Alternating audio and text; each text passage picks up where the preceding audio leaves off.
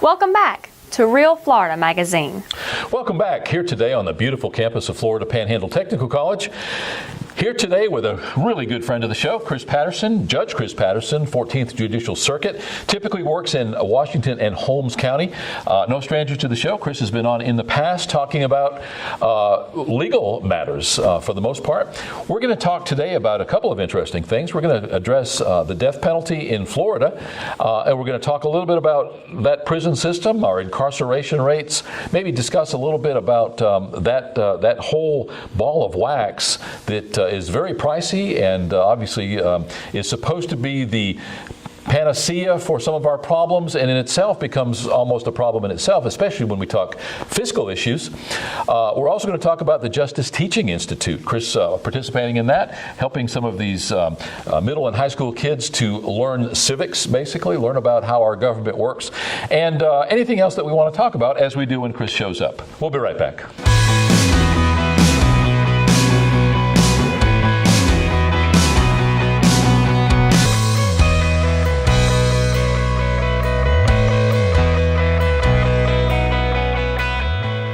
Welcome back. As mentioned, our guest today is Judge Chris Patterson, 14th Judicial Circuit.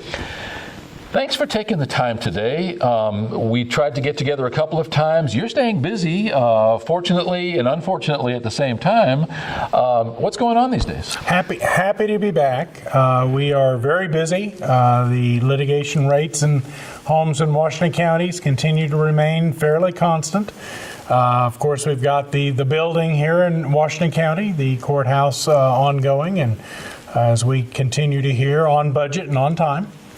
And of course, then we also had instigated, or rolled out rather, a family law case management process designed to try to expedite and fast track those cases that needed to be heard, both those represented by counsel and those pro se. So we've been doing a lot of initiatives in your court systems up here and throughout the circuit. So been very busy, but nice to be back as always. Yeah, and don't let me forget about that family law part of that. Okay. That's intriguing, and that's something of which I was unaware. Let's talk courthouse first. We are in the process of building that new courthouse, and if anybody drives through downtown Chipley, they've certainly seen it.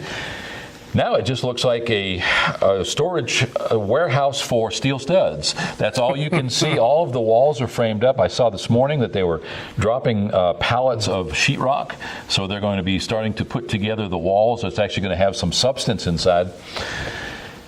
Certainly, a regular viewer of the show is aware of the history, has heard you speak about that, but in a very short, in a nutshell fashion, how about talk about how we got to where we are today with that courthouse project? It was an emergency situation. We ended up closing the old courthouse that had been there since the mid-1900s, if not before, actually. I think it was about an 86-year-old building. 27 different strains of mold, several types they couldn't identify, quite frankly. It was closed, it was a public hazard, and so we've been in the temporary facilities now for 2.5 years, going on 2.5 years.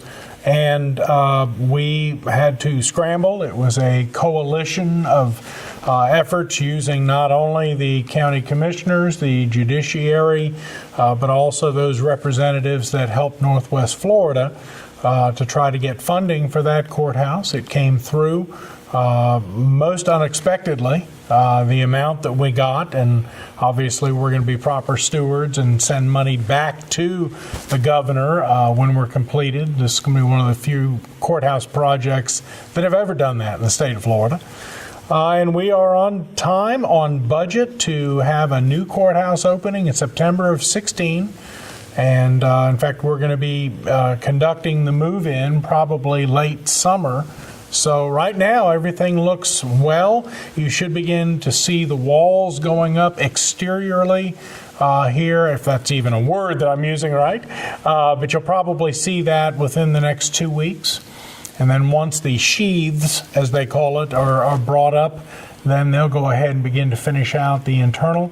We did do a courthouse view at the topping out ceremony February 9th. Things seem to be well in place. There seems to be a good security plan in place.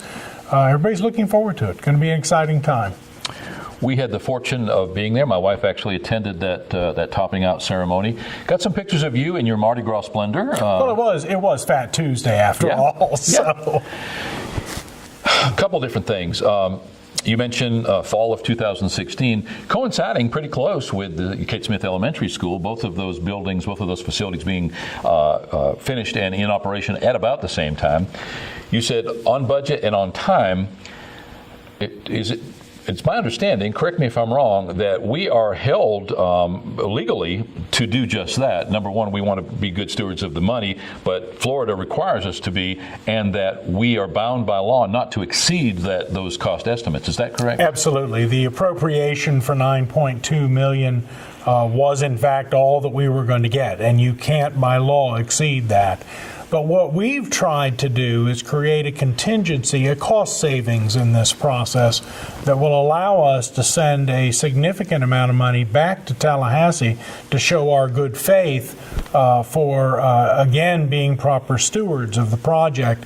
And what I am most proud of is it is going to have the hallmarks of the old courthouse in it. Those 6 columns will be very identifiable to those historians, those folks who have grown up here for many years.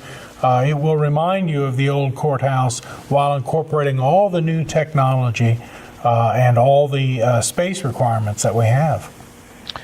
The Washington County Historical Society has been very vocal and very present at all of those courthouse meetings, watchdog, if you will, over the preservation of as much as possible of those historical artifacts.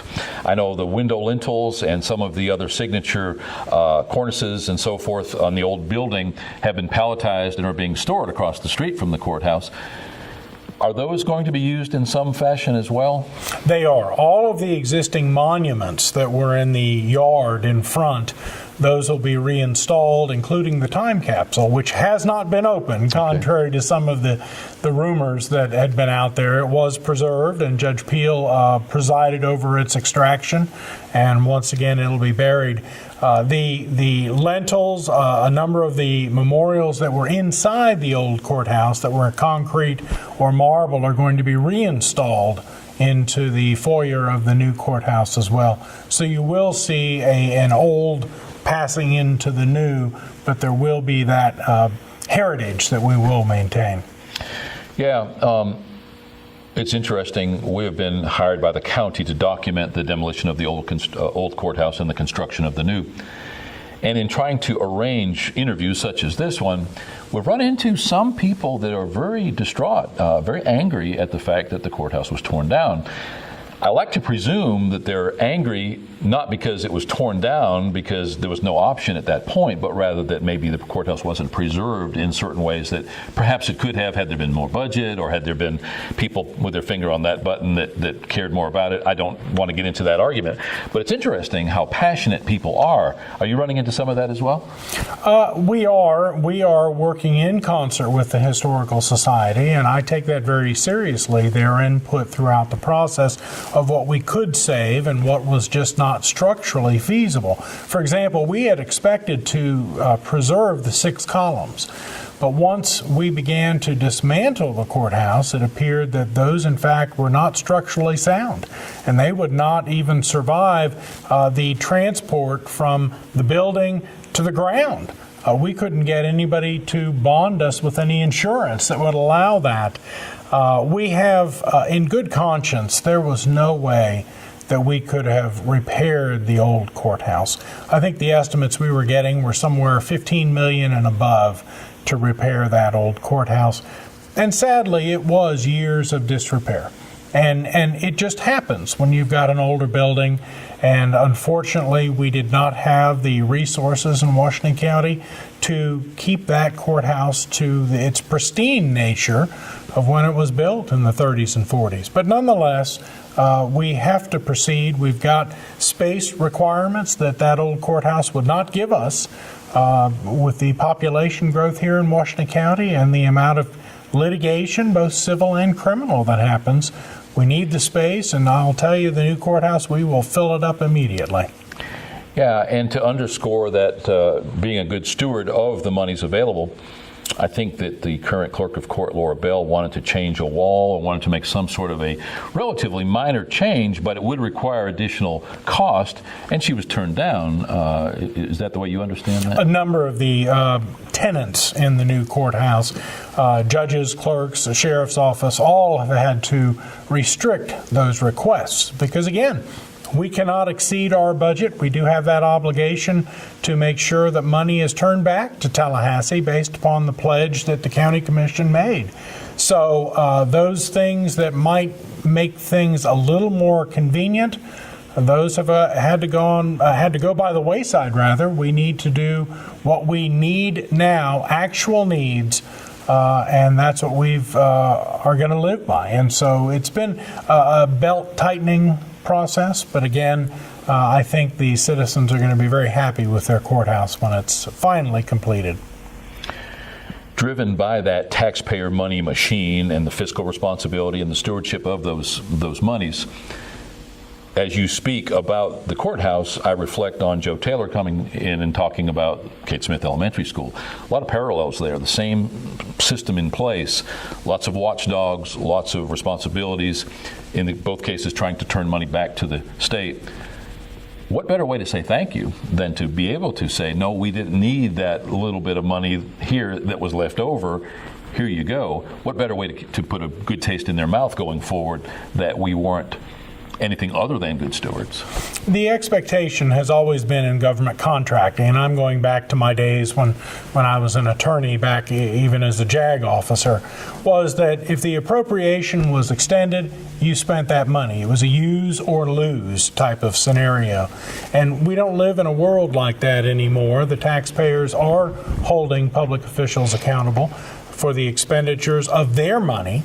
And so it has been at least this governor's charter to make sure that we are accountable, and where we are able to save money and show that to the citizens, we are to do so. And this is going to be one of those examples where we have done just that.